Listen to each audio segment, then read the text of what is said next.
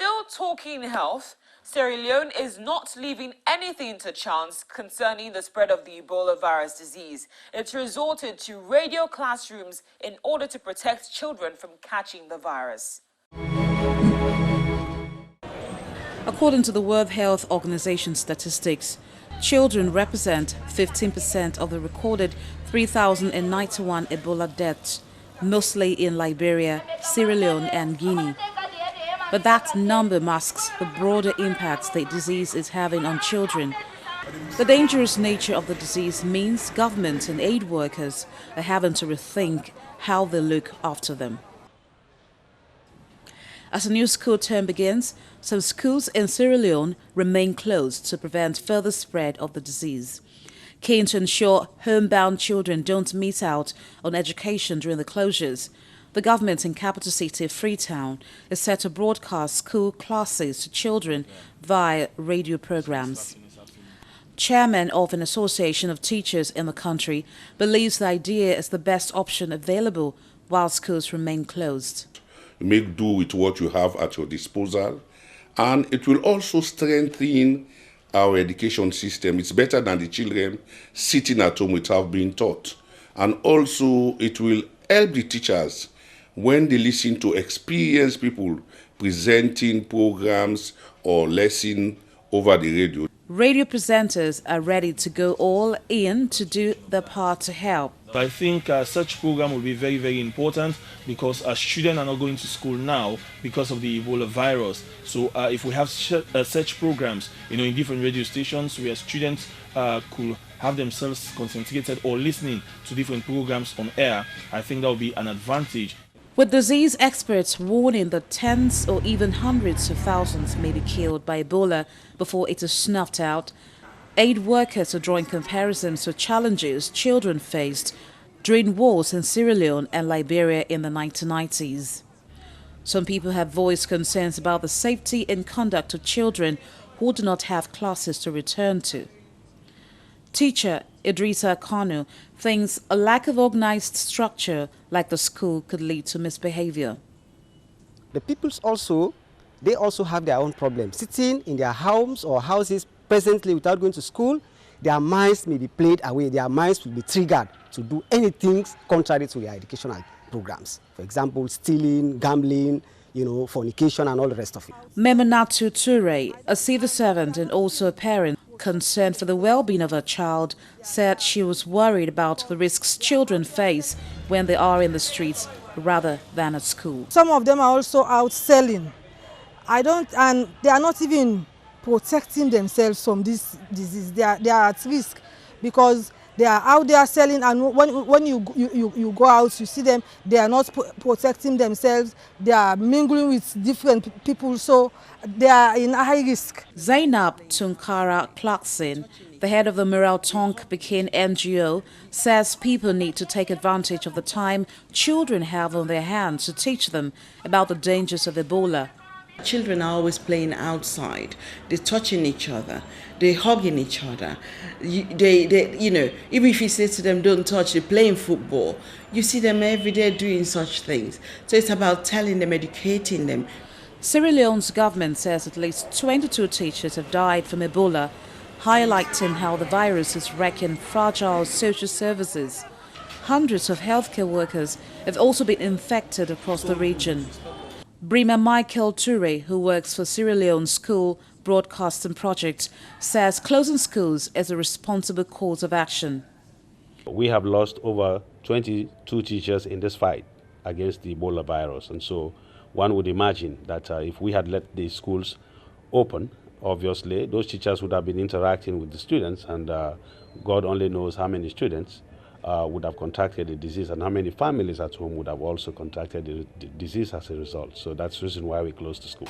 UNICEF says that over the next 6 months, it hopes to train 2,500 Ebola survivors in Sierra Leone to care for children. Foreign governments are gradually rolling out the responses. Washington pledged this month to deploy 3,000 U.S. troops to build 17 treatment centers and train thousands of medical staff in the countries affected by the disease. But these forces are arriving slowly. Meanwhile, UNICEF says it has only received 25% of the $200 million it needs to help children and families affected by the crisis. Well, after the break on Network Africa, illegal migration death toll is so high that Amnesty International says the EU must put up resources for Mediterranean migrant rescues. We'll have details for you shortly. Please stay with us. Welcome back. You're still watching Network Africa on Channels Television. Now, according to the Organization for Migration, illegal migration has killed 40,000 people around the world since the year 2000. Dramatic footage shot at sea by rescue services in the Mediterranean of migrants on overcrowded boats has become a common scene. Speaking at a news conference at the United Nations office in Geneva, the organization's head of Migration Research Division, Frank Laxko, said the issue of migrants' death has yet to be addressed by the international community. That we now have a global estimate which indicates that we're dealing here with a long-term problem. Nearly 40,000 migrants, we believe, have perished since the year 2000. So this is a long-term policy issue which has not been properly tackled. Referring to the sinking by smugglers of a ship off Malta's coast that caused the death of 500 migrants in September, International Organization for Migration spokesman Leonard Doyle said the high fees charged by smugglers makes it a very lucrative business. So far in Europe alone and since 2013, data shows the death toll is at nearly 4,000 fatalities. Looking at the numbers of people we think were on that vessel and looking at the amount that people were charged, we estimated that the shipment probably earned $500,000 for the smugglers. How much they paid for the rust bucket is anybody's guess. So this is a lot of money, and given the number of shipments that are taking place and that we know about because of the number of landings, we think there's clearly somebody making a large piece of change out of this. At the incident, survivors said the traffickers ordered the migrants to change vessels in the middle of the Mediterranean. The migrants refused, leading to a confrontation that ended when traffickers rammed the ship carrying the migrants, causing it to sink. Doyle added his organization seeks to alert the general public on the smugglers' methods in a bid to avoid further losses of life. And I think that's really our point today, is to draw attention to the enormous inhumanity that's taking place, and that we need to galvanize international opinion around this and try and help amplify the voices of those who have lost loved ones so that others don't take this foolhardy mistake, foolhardy step, and walk into the hands of smugglers who have nothing but cynicism in their hearts. Some 130,000 people have arrived in Europe by sea so far this year, compared with 60,000 last year, according to the UNHCR. Italy has received more than 118,000, most of them rescued at sea under its naval operation.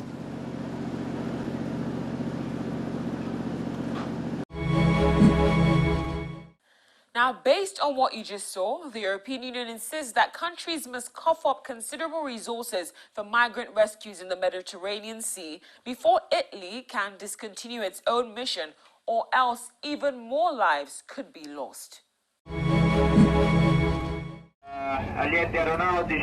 Italy has repeatedly called for more EU help to tackle the emergency as it plans to gradually phase out its search and rescue mission, which has saved more than 90,000 lives in the past year.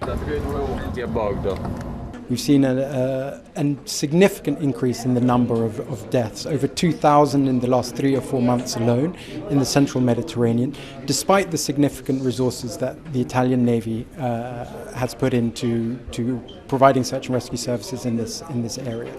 This shows overwhelmingly the need for a much bigger EU-wide search and rescue operation. In August, the European Commission said its border control agency Frontex would reinforce Italy's mission, which costs about €9 million a month to operate. But member states have since slow to pledge money or vessels. Amnesty said Frontex would need more resources and a clear search and rescue mandate before it could replace Mare Nostrum. It's clear that the European Union, one of the wealthiest, most prosperous spaces on the planet, takes in it infinitely less refugees than there are in other countries. The total number of Syrian refugees in Europe today since the outbreak of the conflict is 130,000. Turkey absorbed that many refugees over a single weekend a few weeks ago. A record 3,072 migrants have drowned trying to cross the Mediterranean in rickety boats so far this year, against some 2,360 in 2013, the International Organization for Migration said on Monday. Italy's navy has been patrolling the waters between Africa and Sicily since October last year, when 366 people drowned after their boats capsized just a mile from the Italian island of Lampedusa. That tragedy drew international media attention and prompted Pope Francis to call for more global attention to the plight of migrants. Well, after the break on Network Africa, could a cave in a small village in central Kenya be the site of buried treasure? We'll tell you in a moment. Welcome back. Now, could a cave in a small village in central Kenya be the site of buried treasure?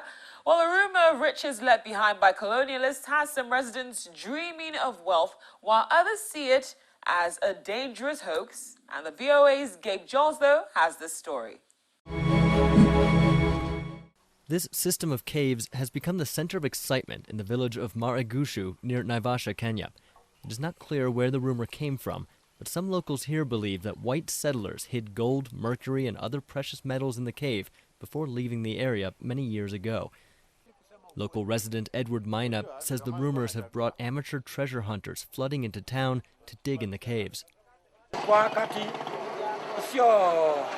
It's not long ago that people came and they were to excavate the cave, and we don't know them.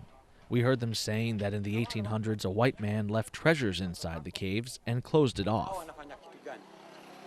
Residents say the original treasure seekers entered the cave nearly 2 months ago before being detained by police. Local authorities sealed up the entrance, but excavators broke back in. While no gold nor mercury has been brought forth yet, the cave does guard another important resource, water. Many rely on a natural spring emerging from the cave, and local officials worry that digging could disrupt or contaminate the supply. Ward Councillor Gaka Mwaniki.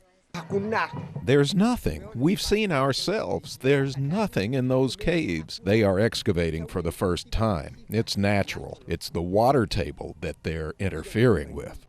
Excitement about the cave has gotten the attention of regional leaders as politicians from nearby Naivasha town accuse one another of sponsoring the treasure hunt and unfairly exploiting unemployed youths by sending them to dig in dangerous conditions.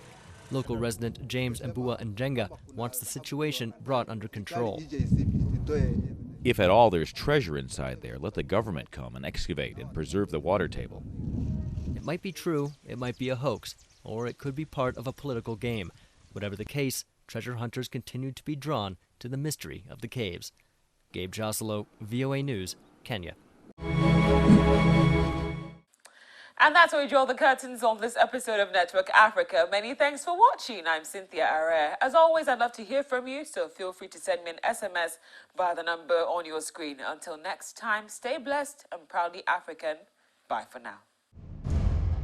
A time comes in the life of every race when people are driven by echoes of the past to chart a course for an exalted future. Africa is a blessed threshold. As major actors in the Africa arena plots a renaissance towards common destiny, let's pedal across the streams of yesterday, through the backstreets of Africa, to the defining roles of policymakers, the political realities of the African nation, balance of power, and the strive to sustain national interest and identity. Join us on Network Africa on Channels Television. Network Africa, the rallying point for the emergence of a new Africa.